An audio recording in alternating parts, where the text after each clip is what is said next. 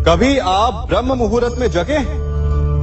जगकर देखिए, संध्या होने के पश्चात जब रात्रि का अंधकार सारे संसार को धीरे धीरे अपने अंधकार में निगलने लगता है, तो यही अंधकार ब्रह्म मुहूर्त में भोर होने से ठीक पूर्व तनिक अधिक काला हो जाता है।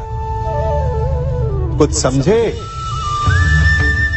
हमारा जीवन भी कुछ ऐसा ही होता है।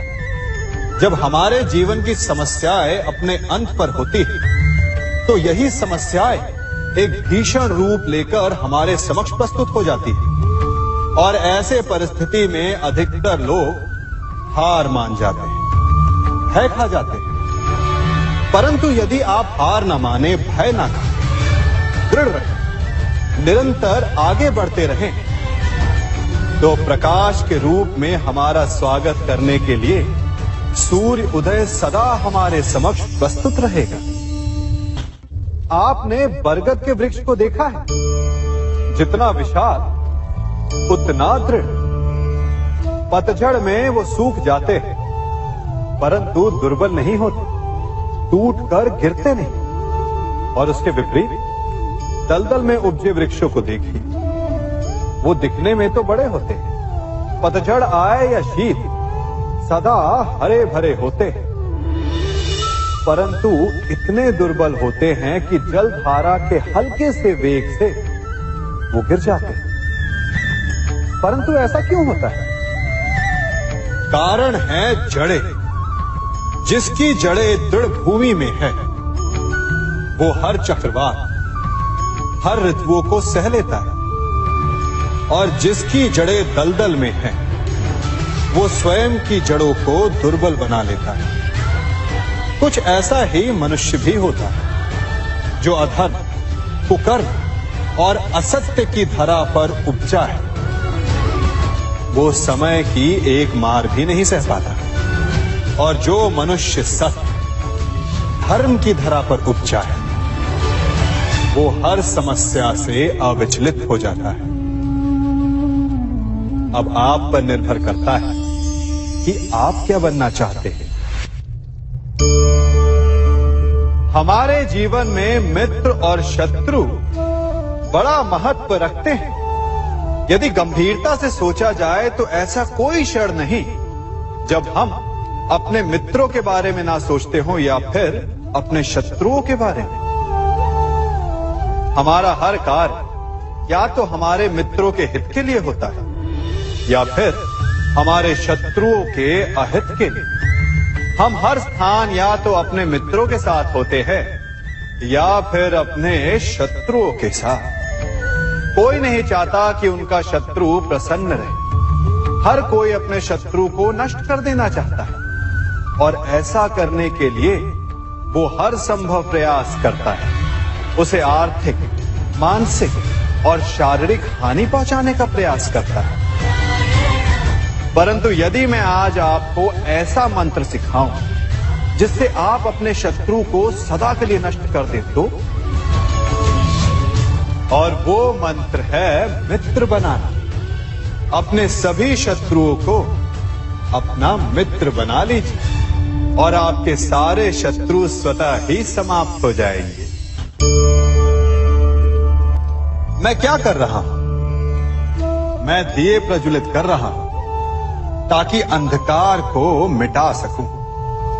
अब आप कहेंगे कि इसमें कौन सी बड़ी बात है ना?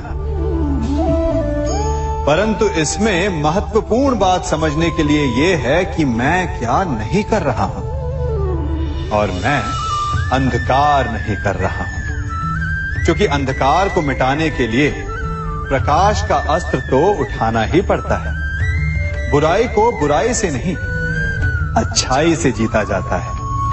अन्याय को अन्याय से नहीं, न्याय से लड़ा जाता है।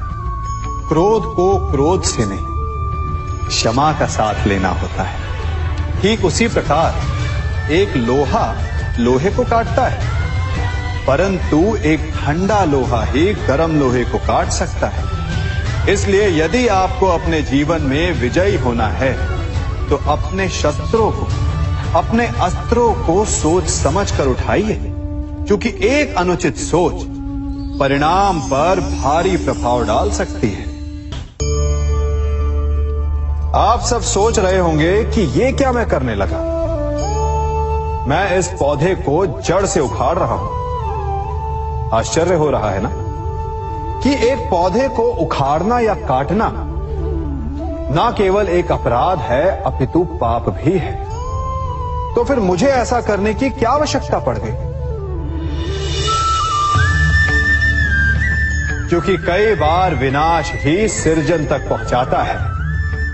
यदि नया भवन बनाना हो तो पुराने भवन को गिराना पड़ता है। व्यवस्था को परिवर्तित करने के लिए क्रांति लानी पड़ती है।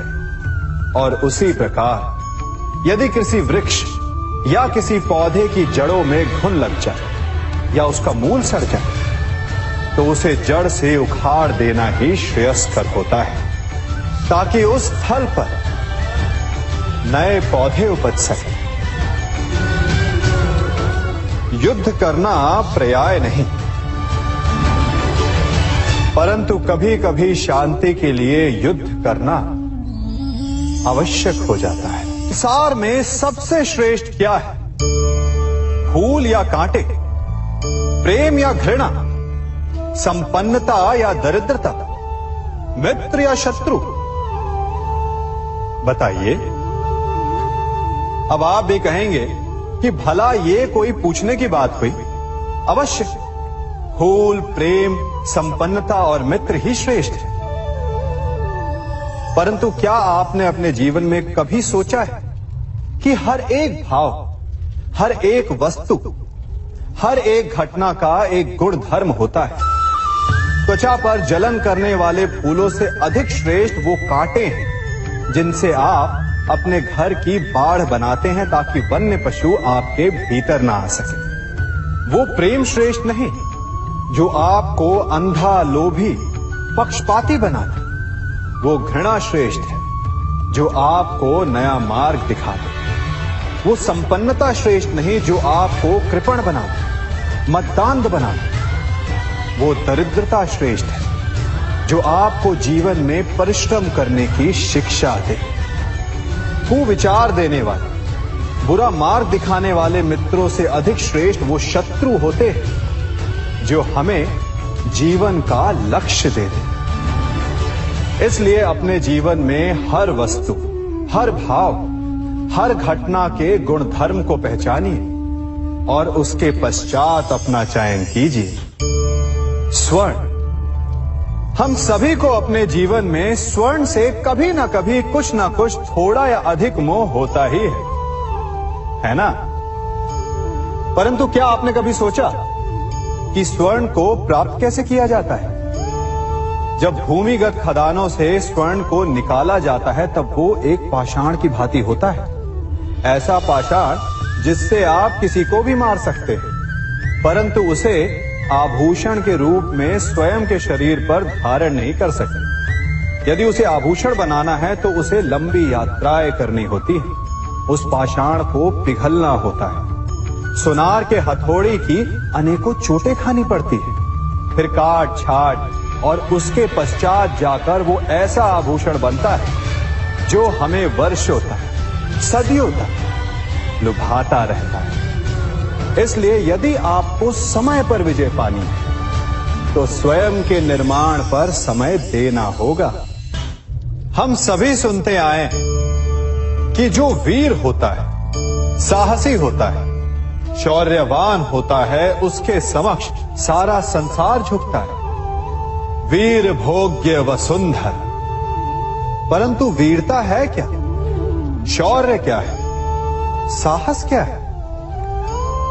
साहस युद्ध नहीं, वीरता विजय नहीं, शौर्य कभी ना गिरना नहीं।